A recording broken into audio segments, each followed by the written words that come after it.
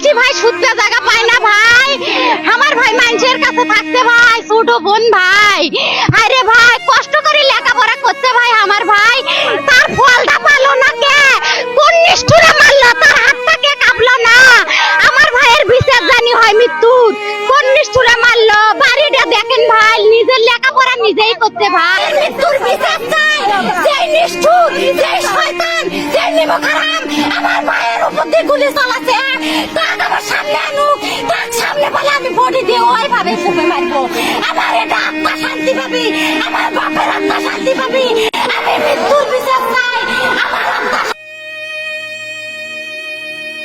রংপুর নগরীর পার্ক মোড় এলাকায় চলমান কোটা সংস্কার আন্দোলনে এভাবে নিজের বুক পেতে দেন বেগম রোকেয়া বিশ্ববিদ্যালয়ের ইংরেজি বিভাগের শিক্ষার্থী আবু সাঈদ।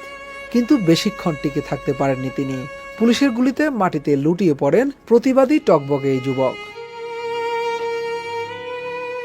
পরে আবু সাঈদকে উদ্ধার করে রংপুর মেডিকেল কলেজ হাসপাতালে নেওয়া হলে সেখানকার কর্তব্যরত চিকিৎসক তাকে মৃত ঘোষণা করেন। চিকিৎসকরা জানান হাসপাতালে আনার আগেই তার মৃত্যু হয়েছে।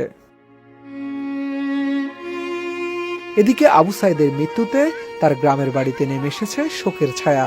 পরিবারের সদস্যদের বুক ফাটা আর্তনাদে ভারী হয়ে উঠেছে চারপাশ।